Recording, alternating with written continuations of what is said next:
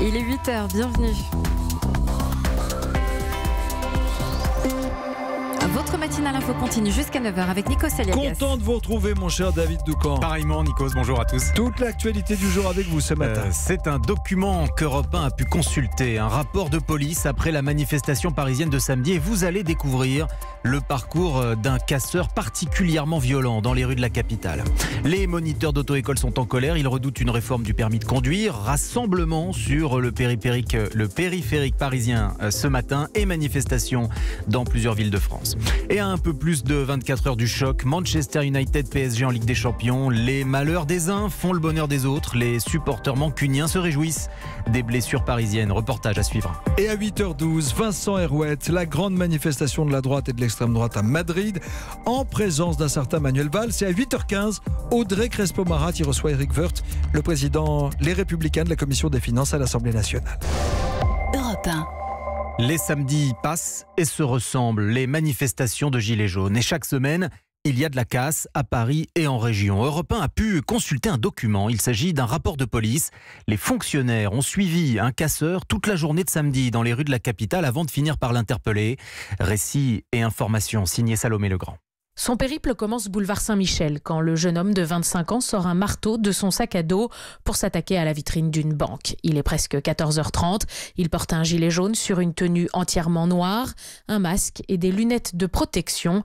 Il enchaîne avec la société d'assurance voisine. Parce qu'il évolue au milieu d'un groupe très hostile, disent-ils, les policiers reportent son interpellation, mais ils le suivent, constatant les destructions vitrine après vitrine. À chaque fois, le jeune casseur récupère les morceaux de marbre des devantures pour les jeter sur les policiers en uniforme.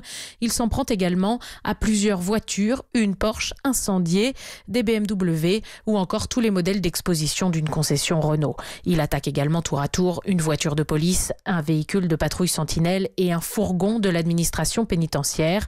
C'est une charge des CRS près des Champs-Élysées qui permettent aux policiers d'isoler et d'arrêter le jeune homme après 3h30 de violence. Proche de la mouvance d'ultra-gauche, il est déjà connu des services de police pour des dégradations. Salomé Legrand du service police-justice d'Europe 1. Une enquête judiciaire a été ouverte pour déterminer les conditions dans lesquelles un manifestant a eu la main arrachée samedi aux abords de l'Assemblée nationale. L'homme a été opéré dimanche matin. Plusieurs vidéos le montrent en train de se baisser pour ramasser une grenade de désencerclement qui a explosé à ce moment-là. On continue dans le journal de 8h avec l'antisémitisme qui revient toujours là en France en 2019. Oui, cette fois ce sont 5 lettres taguées en jaune sur la vitrine du restaurant Bagelstein dans le 4e arrondissement de Paris. Juden, qui signifie juif en allemand, exactement comme le faisaient les nazis, notamment dans les années 30. L'acte a été commis vendredi soir, la veille de la manifestation des Gilets jaunes. Le parquet de Paris a ouvert une enquête pour provocation à la haine raciale. Le fondateur de la chaîne de restauration, Gilles Abécassis, a porté plainte. On l'écoute. On n'a pas envie de rigoler du fond, mais on a envie de se moquer d'eux. Il ne faut pas laisser passer la pourriture, il ne faut pas laisser passer les gens qui véhiculent de la haine. L'aigreur doit rester au fond de leur palais. Et d'ailleurs, je les invite à venir goûter nos produits. Peut-être que ça les rendra un peu heureux. On ne laissera pas passer, c'est évident, mais on ne paniquera pas et ils ne nous empêcheront pas de faire ce qu'on a envie de faire. Gilles Abécassis avec Jean-Gabriel Bourgeois pour Europe 1. Les moniteurs d'auto-école sont en colère ce matin. Oui, ils craignent une réforme du permis de conduire qui permettrait aux candidats de passer l'épreuve via des plateformes en ligne, sans l'obligation de se tourner vers une auto-école classique. Plusieurs rassemblements sont en cours aux abords du périphérique parisien. Aude Vernuccio, bonjour. Bonjour David. Vous êtes Aude en direct de la porte d'Auteuil. Oui, et l'opération est en train de se mettre en place. Des centaines de voitures convergent actuellement vers le périphérique. 4 points de rassemblement, porte d'Auteuil, de Clignancourt, de Vincennes et d'Orléans. Objectif pour les syndicats, dénoncer les plateformes en ligne qu'ils jugent dangereuses pour la sécurité routière car de moins bonne qualité et dangereuses pour l'emploi, d'après Patrice Bessonne du CNPA, le Conseil national des professions de l'automobile. 25% des écoles de conduite ont fermé par rapport à ce système hors sol parce qu'on est en train de jeter l'opprobre sur les écoles de proximité. Tout le monde n'habite pas à Paris. Il y en a qui habitent dans cette fameuse diagonale du vide où il n'y a pas d'internet, où il y a des zones blanches, où il y a des petits villages. Et vous pensez que les personnes vont où? Celles qui ne peuvent pas accéder au roi internet. Elles poussent la porte d'une école de conduite de proximité. Mais si certains préfèrent les écoles en ligne, c'est à cause du prix. 790 € pour l'obtention du permis contre 1500 en moyenne en auto-école. Les syndicats espèrent être reçus dans les prochains jours par le Premier ministre pour proposer un accord. Merci à vous, Aude Vernuccio. Vous étiez en direct de la Porte d'Auteuil pour Europe 1. Un rassemblement est ensuite prévu place d'Italie à 10h et des manifestations auront lieu aussi dans plusieurs villes de province comme Bordeaux, Marseille ou Nice. Peut-être bientôt une avancée pour résoudre le mystère des bébés sans bras. On en a beaucoup parlé ces derniers mois. Oui, un rapport va être rendu aujourd'hui ou demain à Agnès Buzyn. La ministre de la Santé avait demandé cette enquête au mois de novembre lorsqu'une quinzaine de cas sont arrivés à la connaissance du public. Bonjour Mélanie Gomez. Bonjour. Le drame de cette affaire, c'est que les parents ne savent pas ce qui cause ces malformations. Et justement, Mélanie, vous apportez ce matin un nouveau développement à ce sujet. Et oui, en tout cas, au ministère de la Santé, ce qu'on nous a confié, c'est que c'est sûrement du côté des animaux que de nouvelles pistes émergeront pour expliquer ces malformations. En fait, depuis le début de l'enquête, à l'ANSES, par exemple, l'agence spécialisée dans la santé environnementale, on s'intéresse de très près aux bovins, car l'agence dispose d'un registre de surveillance des anomalies pour ce mammifère qui nous ressemble du point de vue de la gestation. Du coup, leurs malformations à la naissance ont peut-être des causes qu'on n'a pas encore identifiées chez l'homme. En tout cas, les réponses pour les parents de ces enfants nés sans bras ou sans mains, elles ne viendront malheureusement pas de ce rapport d'étape. Ce rapport, il va surtout préciser les règles du jeu de la nouvelle enquête, notamment préciser le dispositif des prochains mois. Il va y avoir 2 comités qui vont se réunir régulièrement, l'un composé de scientifiques indépendants et l'autre réunissant toutes les parties prenantes. Et la règle absolue, ce sera que tout résultat sera toujours présenté en priorité au comité de suivi dont feront partie les parents. Enfin, le prochain bilan, qui là devrait apporter des éléments de réponse aux familles, est toujours prévu pour le mois de juin prochain. Merci Mélanie Gomez. Je rappelle que vous êtes la spécialiste santé d'Europe 1.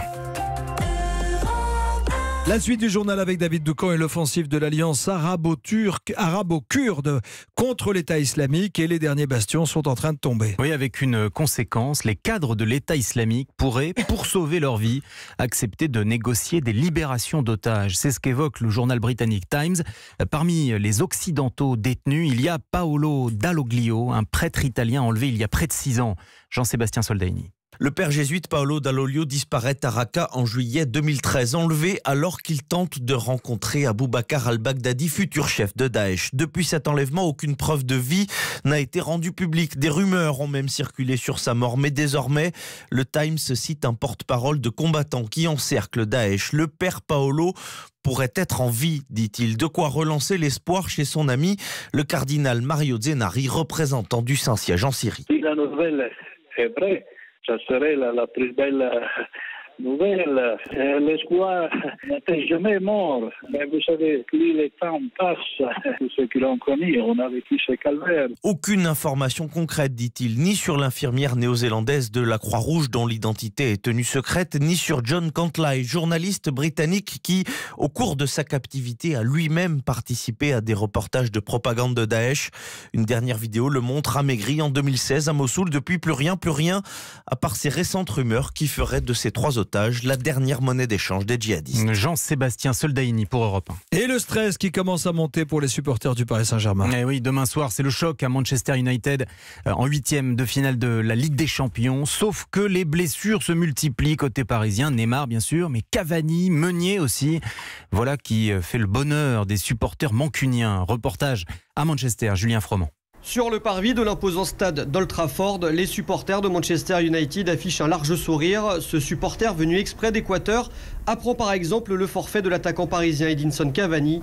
Il s'est blessé quand? Yesterday. D'autres sont plus au fait de l'actualité parisienne. C'est le cas de Casper, maillot de Manchester sur le dos.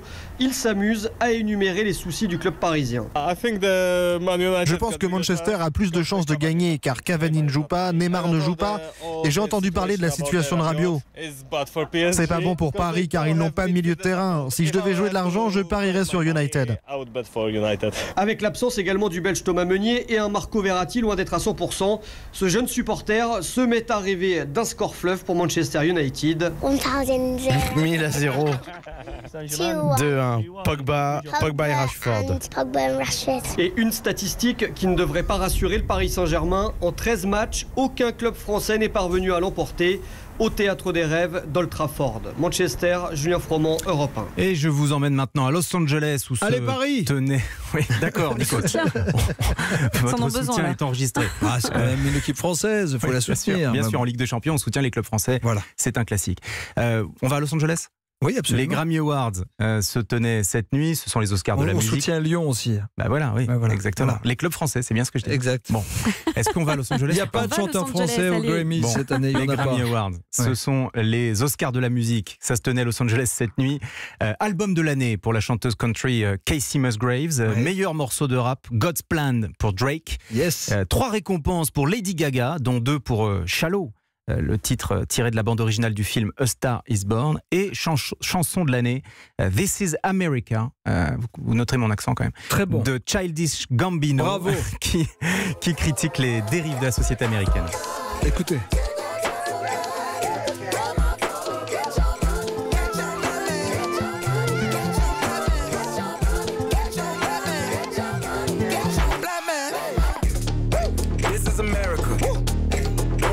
Vincent Herouet adore. C'est un hybride de gospel et de rap en fait. C'est un pamphlet contre les excès de tous bords, notamment contre la prolifération des armes. C'est un clip qui a été très critiqué parce qu'en fait, on assiste alors qu'il chante à un certain nombre d'assassinats. Il tue des gens. Des exécutions. Voilà, des exécutions. Donc, mais ça, voilà, c'est pas une satire, c'est un acte. Politique et militant contre les armes à feu et le racisme aux États-Unis. Le titre s'appelle This is America. C'est ça l'Amérique aussi. Merci. David Decamp pour le journal de 8h. À demain.